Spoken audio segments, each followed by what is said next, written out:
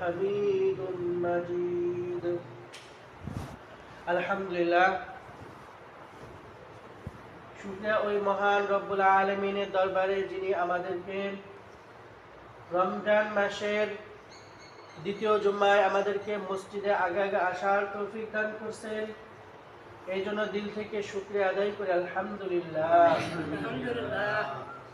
আবারও শুকরিয়া ও প্রশংসা আদায় করি ওই মহান সত্তা দরবারে যিনি আমাদেরকে সুস্থ শরীরে রোজা রাখার তৌফিক দান করছেন। এ পর্যন্ত আমরা 13টা রোজা সুস্থ শরীরে রাখতে পারছি এবং বাকি রোজাগুলো যেন রাখতে পারি সেই দোয়া করব। দেখেন, সবই তো আল্লাহ তাআলার নিয়ামত। সুস্থতাও এটাও আল্লাহ তাআলার নিয়ামত, অসুস্থতাও এটাও আল্লাহ তাআলার নিয়ামত। আমি আপনি হয়তো সুস্থতার কারণে এখন রোজা রাখতে পারতেছি, এই যে আমি কথা বলতেছি, এমনও হইতে পারে এখন আমি এমন অসুস্থ হইতে পারি আমার জবান বন্ধ হয়ে যাইতে পারে, এমনকি আমার মৃত্যু হয়ে যাইতে পারে। সবই আল্লাহ তাআলার ইচ্ছার ব্যতীত কিছু নেই, সবই আল্লাহ তাআলার ইচ্ছাধীন। আমরা যেরকম আল্লাহ তাআলার কাছে প্রশংসা যদি না করি তাও আল্লাহ তাআলার কিন্তু কোনো যাবে আসবে না। যদি প্রশংসা করি নিজেদেরই লাভ হবে। কেন? আল্লাহ রাব্বুল আলামিন বলেন, লা ইন শাকারতুম লা আযীদান্নাকুম ওয়া লা ইন কাফারতুম ইন্না আযাবি লাশাদীদ। যে ব্যক্তি আমার কোনো নিয়ামত পাইল এবং তার শুকরিয়া আদায় করলো, আমি তার নিয়ামতকে বাড়াই দিই। এবং যে ব্যক্তি আমার কোনো নিয়ামত পাইছে কিন্তু শুকরিয়া আদায় করে নাই, আমি তার নিয়ামতকে ছিনাই দিই। শুধু ছিনাই নেই না, এবং তাকে আমি কঠিন আযাবে গ্রেফতার করি। আমরা যদি আল্লাহ রাব্বুল আলামিনের শুকরিয়া যদি সারা জনম ভর করতে থাকি, তার একটা নিয়ামতের শুকরিয়া আমরা আদায় করে শেষ করতে পারবো না।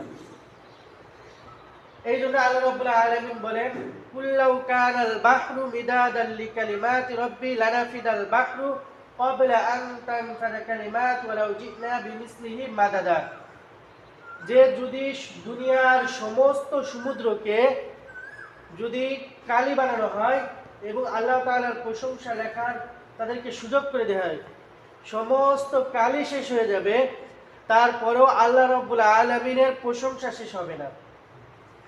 এরপর বলছেন মিসলু মিদাদা, যে তার সমপরিমাণ, যদি সমুদ্রের সমপরিমাণও যদি আনা হয় তারপরেও তার শুকরিয়া শেষ করতে পারবে না। তাহলে আল্লাহ রাব্বুল আলামিনের শুকরিয়া আমরা কোনোভাবেই করে শেষ করতে পারবো না। আর যতটুকু পারি ততটুকু শুকরিয়া আদায় করা। আজকে আমি যে বিষয়টা নিয়ে কথা বলবো সেটা হচ্ছে তওবা। গত সপ্তাহে ঈমান সম্পর্কে কিছু কথা বলছিলাম, যে ঈমান কি আর ঈমান আনলে কি হবে। সেখানে একটা হাদিস বলছিলাম, ওমর ইবনুল খাত্তাব রাদিয়াল্লাহু তাআলা আনহু থেকে বর্ণিত। হাদিসটা হচ্ছে যে এক ব্যক্তি সাদা কাপড় পরিহিত এক ব্যক্তি আসছেন, এসে রাসূল সাল্লাল্লাহু আলাইহি ওয়াসাল্লামের হাঁটুর সঙ্গে হাঁটু মিশিয়ে দিয়ে বসছেন এবং বিভিন্ন প্রশ্ন করছেন। তার মধ্যে একটা প্রশ্ন ছিল ঈমান কি। তখন রাসূল সাল্লাল্লাহু আলাইহি ওয়াসাল্লাম বলছেন, ঈমান হচ্ছে আল্লাহ তাআলার উপর বিশ্বাস এবং তার ফেরেশতাগণকে বিশ্বাস করা, তারপর তার কিতাব সমূহের উপর বিশ্বাস করা, রাসূলগণকে বিশ্বাস করা, কিয়ামতের দিনের বিশ্বাস করা, ভালো মন্দ তাকদীরের উপর বিশ্বাস করা। রাসূল সাল্লাল্লাহু আলাইহি ওয়াসাল্লাম এই 6টা বিষয়ের কথা বলছিলেন। তখন ওই লোকটা শুনে বলছিল, আপনি সত্য বলছেন। এছাড়া আরো বিভিন্ন প্রশ্ন করছেন। করার পরে যখন ওই লোকটা চলে গেছে, তারপরে সাহাবীদের একটু হতাশ যে এই লোকটা কোত্থেকে আসলো, আবার কোত্থেকে আসলো, প্রশ্ন করলে নিজেই প্রশ্ন করে নিজেই উত্তর দিয়ে আবার সবকিছু করে নিজেই চলে গেল। তখন আল্লাহ রাসূল বলতেছেন, তোমরা কি এই লোকটাকে চেনো? তখন সাহাবীরা বলতেছেন, না আমরা চিনি না। তখন বলতেছেন, ইনি হচ্ছেন জিবরাইল আলাইহিস সালাম, তোমাদেরকে ইসলাম শিক্ষা দেওয়ার জন্য তিনি আসছিলেন। এই যে এত কিছু যে করছেন, তিনি বিভিন্ন প্রশ্ন করছেন, সব হচ্ছে ইসলাম শিক্ষা দেওয়ার জন্য, ইসলামের খুঁটিনাটি শিক্ষা দেওয়ার জন্য তিনি এইভাবে মানুষের উপরে আসছেন, প্রশ্ন করছেন, আর রাসূল সাল্লাল্লাহু আলাইহি ওয়াসাল্লাম কি করছেন? উত্তর দিচ্ছেন। ঈমান অনেক দামি জিনিস, এই সম্পর্কে গত সপ্তাহে অনেক আলোচনা করছিলাম। এই সপ্তাহে ঈমানের পর আমাদের যেটা দরকার সেটা হচ্ছে তওবা। কি দরকার? তওবা। কারণ আপনি ঈমান আনছেন ঠিক আছে, আপনি আমল করতেছেন, কিন্তু বিগত দিনে আপনি যে গুনাহগুলো করছেন, এই গুনাহের উপর আপনি যদি তওবা না করেন তাহলে তো কোনো লাভ হবে না। আগে তো তওবা দরকার আছে।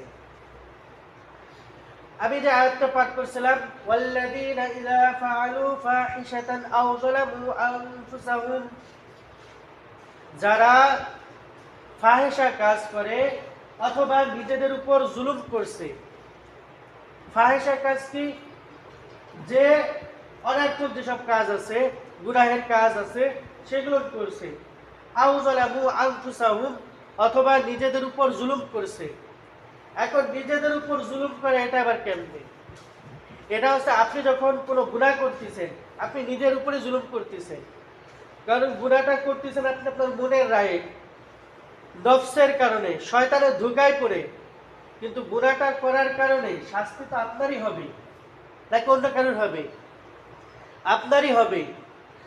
নিজের উপরে এই যে আপনারা জুলুম করতেছেন গুনাহের কাজ করে, বলতে যারা এইসব কাজ করে, ফাহিশা কাজ করে এবং জুলুম করে, ওয়াল্লাযীনা ইযা ফাআলু ফাহিশাতান আও যালামু আনফুসাহুম যাকারুল্লাহ, অতঃপর আল্লাহকে স্মরণ করে, ফাস্তাগফিরু লিযুনুবিহিম, এবং তারা যে গুনাহ করছে এই গুনাহ থেকে ইস্তিগফার করে, তওবা করে।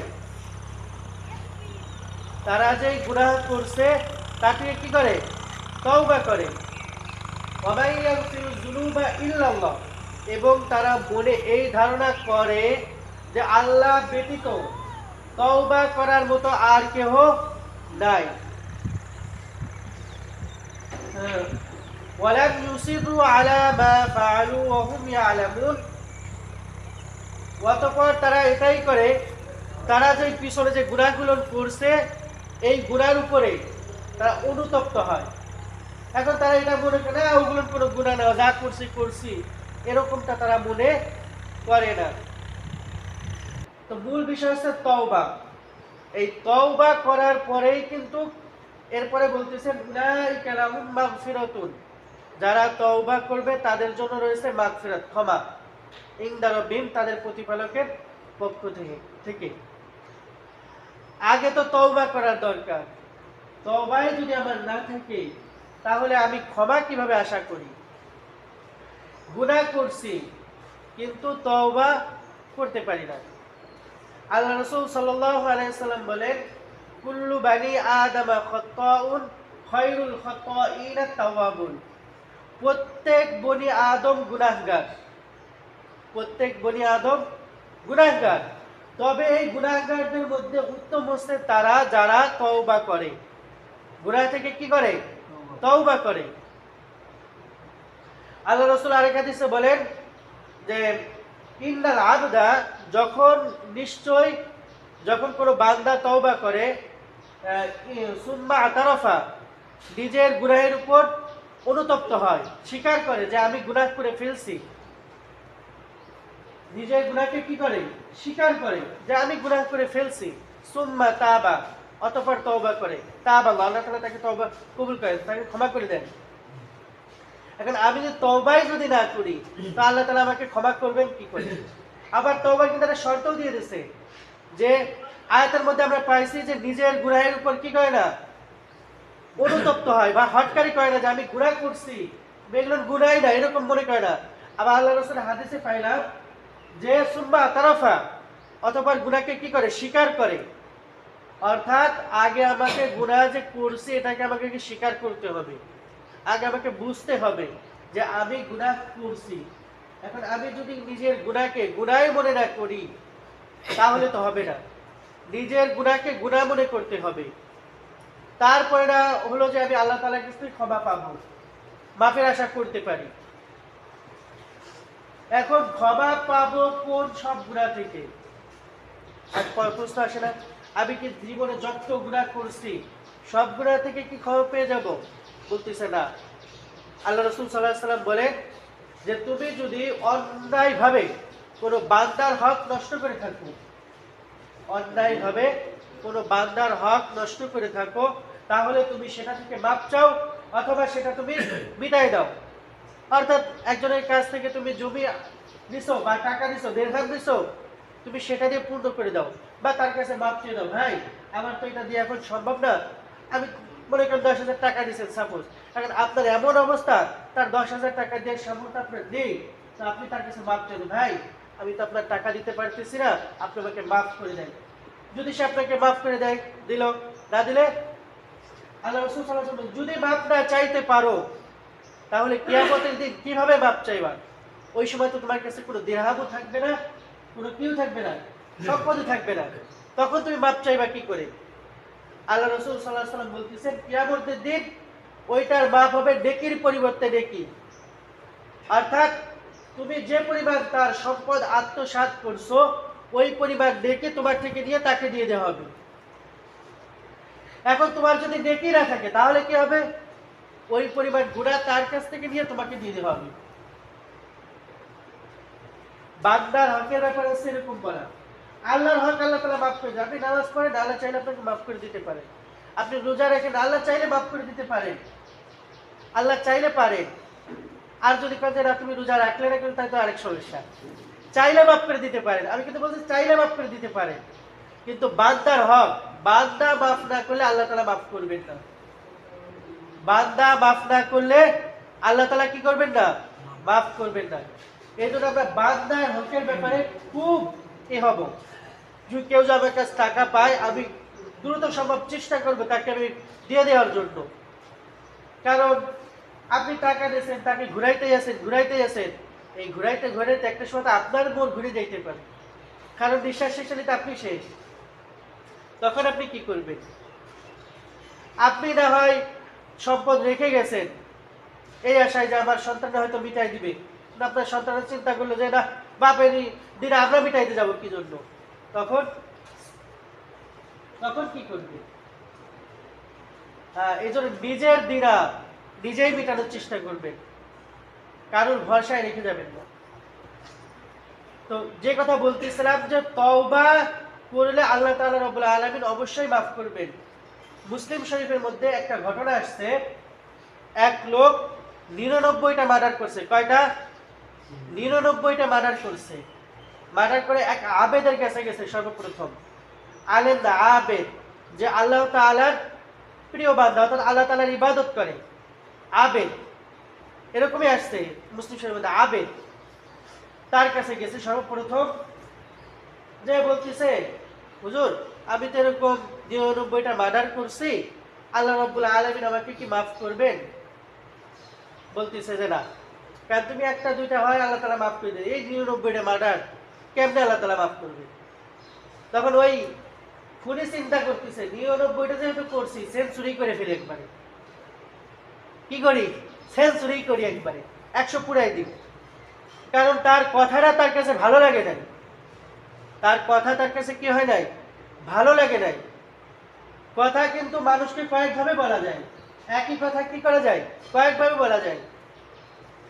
এক বাচ্চার একটা ঘটনা কিতাব বইয়ের মধ্যে পড়ছিলাম, যে বাচ্চা একটা স্বপ্নে দেখছে যে তিনি দেখতেছেন যে তার সব কিছু পুরে শেষ হয়ে যাইতেছে আস্তে আস্তে। তখন তিনি এই স্বপ্ন ব্যাখ্যা করার জন্য প্রথম একজনকে ডাকছেন। তো তিনি এই স্বপ্নের ব্যাখ্যা করছেন যে আপনি জীবিত থাকাকালীন আপনার পরিবারের সবাই মারা যাবে।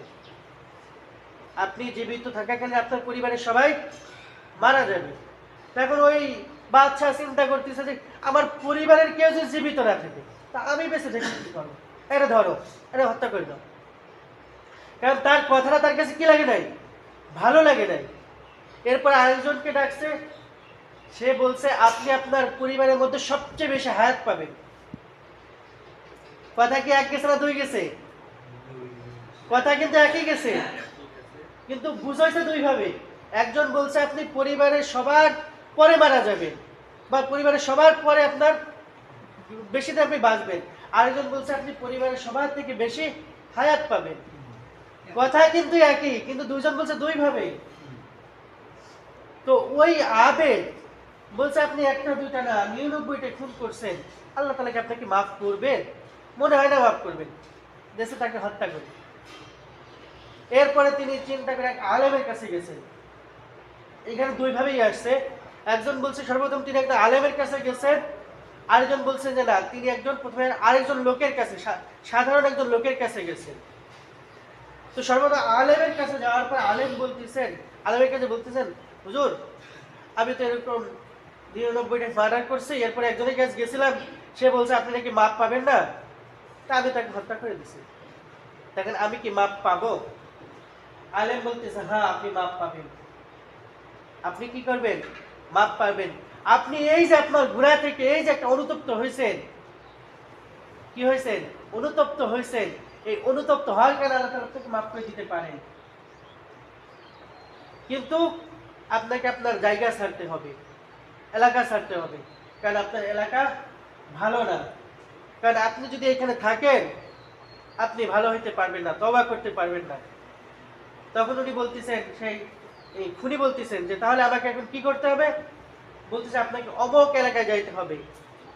যদি ওই এলাকায় আপনার মতন যারা আল্লাহকে চায় এমন আরো অনেক লোক আছে, আপনি তাদের কাছে তাদের সঙ্গে থাকেন, তাহলে আপনি মাপ পেয়ে যাইতে পারেন। আর ওই যে আরেকটা বলছিলাম যে আরেকটা এসে আসছে যে এক লোকের কাছে গেছে, সেই লোক বলছে যে তুমি একটা কাজ করো, তুমি অমুক এলাকায় যাও, ওইখানে একটা আলেম আছে, তুমি আলেমের কাছে গেলে আলেম হয়তো তোমাকে মাপ পাওয়ার কোনো সন্ধান বলে দিতে পারেন। তো যেটাই হোক, প্রতিমধ্যে তিনি মারা গেছেন। ওই খুনি প্রতিমধ্যে কি হয়ে গেছে? মারা গেছে। আর তার কপালে কি মাফ জুটছে? জোটে নাকি? এখন ফেরেশতা দুই দলে আসছে, জাহান্নামের ফেরেশতাও আসছে, জান্নাতের ফেরেশতাও আসছে। জান্নাতের ফেরেশতা বলছে সে তওবা করছে, তাকে আমরা নিয়ে যাব। জান্নাতের ফেরেশতারা বলছে, আর জাহান্নামের না, সে এখন তওবা করতে পারে নাই, কারণ সে তো এখন ওইখানে পৌঁছাইতে পারেনি। সে কি করতে পারে নাই? তওবা করতে পারে নাই, এজন্য তাকে আমরা নিয়ে যাব। আর দুই দলের মধ্যে লড়াই শুরু হয়ে গেছে। পরে তারা আল্লাহর কাছে গেছে, আল্লাহ তোমার এই বান্দার এখন ফয়সালা কি হবে? বলছে তার উভয় পাশের জমির মাপো, তার জমি যেই দিকে বেশি হবে তাকে সেই দিকে নিয়ে যাও। যদি তার কাছ থেকে তার বাড়ির জমি কাছে হয় তাহলে সে জাহান্নামী, আর যদি সে যে জায়গায় যাচ্ছিল মাপ চাওয়ার জন্য যদি সেটা কাছে হয় তাহলে তাকে তোমরা জান্নাতে নিয়ে যাও। কিন্তু সে তো কেবলমাত্র ঘর থেকে বের হয়েছে, কিছু দূর হয়তো গেছে, এখন তো অর্ধেক পথে যাইতে পারে নাই।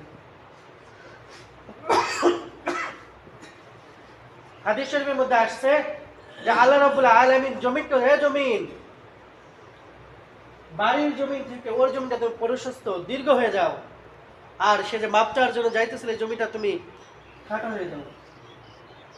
তো মাপ যখন মাপ জপ করা হয়েছে তখন দেখা যাচ্ছে যে বাড়ি থেকে তারই হচ্ছে দূরত্ব বেশি, আর সে মাপ চাওয়ার জন্য যেখানে যাচ্ছিল সেটা হচ্ছে কাছে। তার মানে এখানে বোঝা যাচ্ছে যে মাপ চাওয়াটা হচ্ছে নিজের অন্তরের মধ্যে। আপনি মাপ আস্তাগফিরুল্লাহ আস্তাগফিরুল্লাহ আপনি সারাদিন বললেন, কিন্তু আপনি নিজের অন্তর থেকে একবারও নিজের গুনাহের উপর অনুতপ্ত হলেন না, এটার নাম মাফ না। আপনি বলছেন আল্লাহ আমাকে মাফ করে দাও, আল্লাহ আমাকে মাফ করে দাও, সারাদিন বলতেছেন, কিন্তু আপনি আবার সেই গুনাহের কাজে লিপ্ত, আপনি আবার সেই নামাজ ছেড়ে দিচ্ছেন, আপনি আবার সেই মিথ্যা কথা বলতেছেন, আপনি আবার গান শুনতেছেন, নৃত্য দেখতেছেন, তাহলে আপনি কিভাবে মাপ চাইলেন আর কিভাবে আপনি মাপ পাবেন? মাপের জন্য তো প্রথম শর্ত সুম্মা তারাফা, যে নিজের গুনাহের উপর অনুতপ্ত হতে হবে, স্বীকার করতে হবে আয় রব্বুল আলামিন আমি যে গুনাহগুলো করছি এই গুনাহের উপর আমি অনুতপ্ত, এই গুনাহের উপর আমি কি অনুতপ্ত। একটাই শুনছিলাম যে একদম বুজুর্গ বলতেছেন যে যখন দোয়া করবা তখন দোয়ার সময় গুনাহগুলো যে করছো এগুলো স্মরণ করবা, এই গুনাহগুলো কি করবা? স্মরণ করবা, আল্লাহ আমি তো এই গুনাহগুলো করছি, এই গুনাহ থেকে তুমি মাফ করে দাও, আল্লাহ আমি অমুক গুনাহ করছি, যে গুনাহ করি কেন চোখ বুঝলে সব গুনাহ আপনার শরীর সামনে চলে আসছে, কবে এটা মিথ্যা কথা বলেছেন সেটাও চলে আসছে।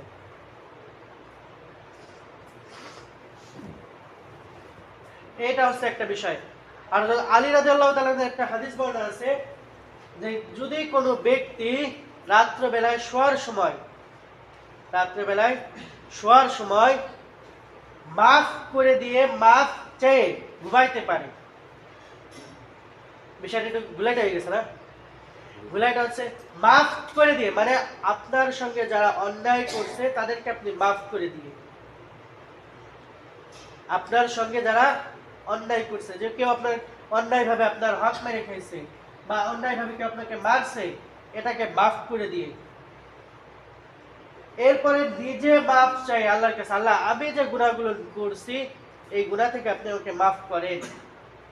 এই মাফ চাইয়ে কেউ যদি ঘুমাইতে পারে, আল্লাহ রাসূল আলী রাদিয়াল্লাহু তাআলা আনহু বলেন, সে যদি ওই রাতে মারা যায় সে বিনা হিসাবে জান্নাতি। তার মানে আর মাফ চাইতে তো হবে নিজেকেও, আবার মাফ করে দেওয়াও লাগবে। মাফ আমি নিজে, আমার নিজের কতটুকু মাফ হয়েছে এটা কিন্তু আমি জানতে পারবো না, কিন্তু আমি যখন কাউকে মাফ করে দিব তখন তার কিন্তু মাফ হয়ে যাবে। তার কি হয়ে যাবে? মাফ হয়ে যাবে। কে আমার কাছে, আমি একজনের কাছে 100 টাকা পাবো, 1000 টাকা পাবো, আমি মাফ করে দিলাম, মাফ হয়ে গেছে।